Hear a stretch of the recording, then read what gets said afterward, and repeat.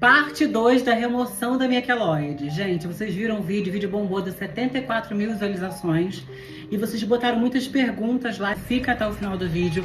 A Mayeve vai responder todas as perguntas que vocês deixaram lá nos comentários do vídeo. Eu separei algumas e a Mayeve respondeu, como valores, tipo de queloide, se funciona em estria. Bom, gente, respondendo a muitas perguntas que chegaram pra gente, né, Mayeve? Eu separei algumas e a Mayeve vai responder pra vocês aqui agora. Então vamos lá? Então vamos lá, eu vou ler a perguntinha para vocês saberem, né? Então o Renato, né, perguntou aqui, falou que tem algumas cicatrizinhas, né, no ombro, que foram alguns tumores que ele ressecou, tá incomodado e queria saber se pode fazer esse tipo de cicatriz.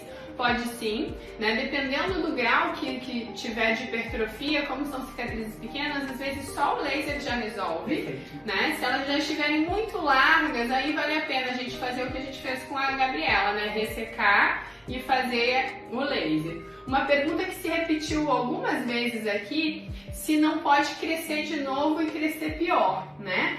Pode sim, se a gente simplesmente fizer a ressecção da cicatriz. Então, por isso que é muito importante. Não adianta a gente tirar a cicatriz e não seguir acompanhando, né? Então, se a gente tirar, realmente pode voltar muito pior até do que tá. Então, a gente tem que acompanhar mensalmente enquanto as cicatrizes estiverem avermelhadas ou escurecidas de alguma maneira, significa que elas ainda estão ativas e podem realmente voltar a hipertrofiar. Então, em geral, a gente faz esse tratamento com laser uma vez por mês, até que a gente consiga ter algum grau de estabilidade da cicatriz e aí a gente vai aumentando o espaçamento para 2, 3 meses de acordo com a evolução, mas em geral a gente tem que acompanhar as cicatrizes por pelo menos 1 ano, né? Que é o período que em geral essas cicatrizes podem voltar a crescer ou até que elas estejam clarinhas da cor da pele. E olha, a Mayeve puxa a orelha mesmo, tá? Ela fala que ela tem que vir direitinho, acompanhar, fazer um laser direitinho, senão volta. Ela bota o terror mesmo, porque realmente é o que acontece. As pessoas fazem isso e largam o procedimento, acha que tá perfeito. Não é assim, tem que fazer o acompanhamento direitinho pra ter o melhor resultado possível. Tem como prevenir? Então sim, então se você for fazer alguma cirurgia, já sabe que tem uma tendência à hipertrofia, alguma tendência familiar, a gente pode usar a cola cirúrgica no momento da cirurgia, que ajuda muito, essa cola, né, essas mais modernas que já vem com uma fitinha, faz uma tensão na linha de sutura, então previne.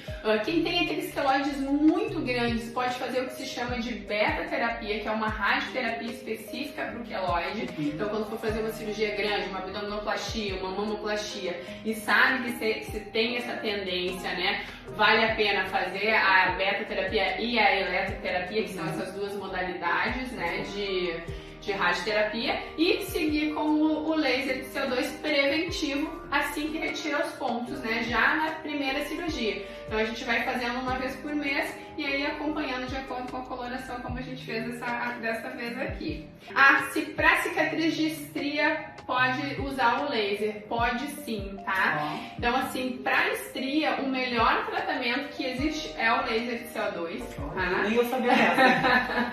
Melhora muito, em geral a gente faz de 3 a 5 sessões, só que é muito importante não se expor ao sol até 30 dias depois da última sessão. Então a gente aqui no Rio de Janeiro é um pouquinho mais difícil, porque se a gente, como ele faz uma queimadura em pontos. Se a gente se expuser ao sol, pode acabar pigmentando, né? Que para estria o pigmento muitas vezes é bom, né? Porque normalmente ela é mais clara, mas acontece que aí pigmenta a área toda. Então a gente precisa aguardar 30 dias depois da última sessão para conseguir tratar esse dia. Mas os resultados são incríveis, muito, muito bons.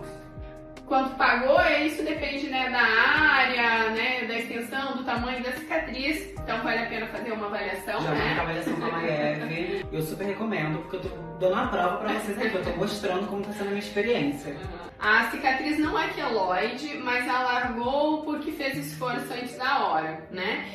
O alargamento da cicatriz, a gente precisa ressecar ela. O laser ele baixa e clareia, mas quando a gente quer diminuir a largura, aí a gente precisa fazer isso, resseca a cicatriz.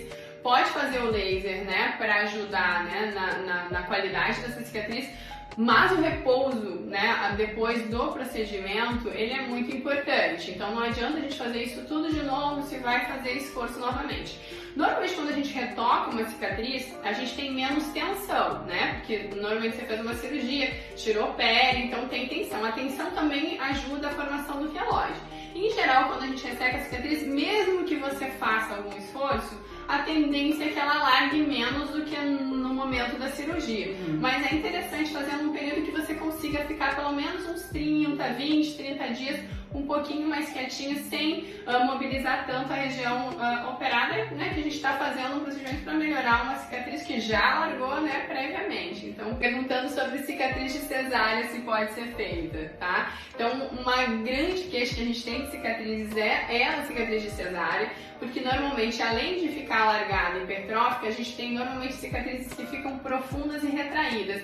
E aí faz aquela quebrinha no abdômen. Às vezes o paciente é magra e faz uma dobrinha, porque normalmente na cirurgia da cesárea, o obstetra está mais preocupado com o bebê, né? Que realmente é, e acaba que não faz aquela sutura interna que normalmente a gente faz quando mexe nas cicatrizes.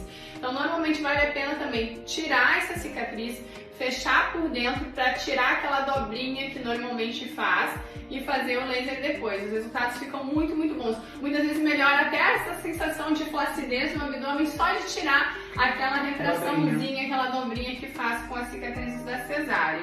E a última pergunta aqui: a extensão do queloide influencia na possibilidade ou não de fazer? Então, quando os queloides, porque na realidade quem não conhece queloide não sabe o tamanho que pode ser. Às vezes o paciente tem uma cicatriz de acne e faz um queloide enorme, né? Então os queloides mais graves, eles realmente podem ser muito grandes.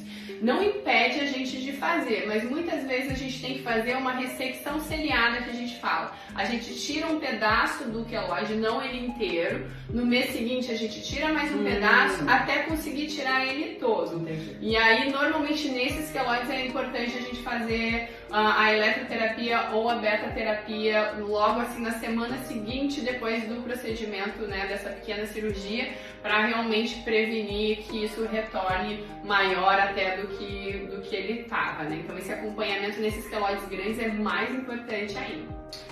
Bom, gente, acho que respondemos bastante perguntas. Se tiverem mais dúvidas, vocês podem ir aqui no Instagram da Maeve, mandar para ela também, ou pode comentar aqui embaixo do vídeo. E é isso, eu vou mostrando para vocês o desenrolar, né, o procedimento. Ainda, como a Maeve falou, ainda tá pigmentado, né, então a gente vai tentar clarear, que quando clareia é sinal de que parou a movimentação de regeneração naquela parte. Eu tô aprendendo tudo, viu? Já tá expert em queloides e cicatrizes. Maeve, muito obrigada. Estamos aqui ano que vem também com outros procedimentos. Exatamente, novidades que estão por vir. Tchau, tchau. Tchau.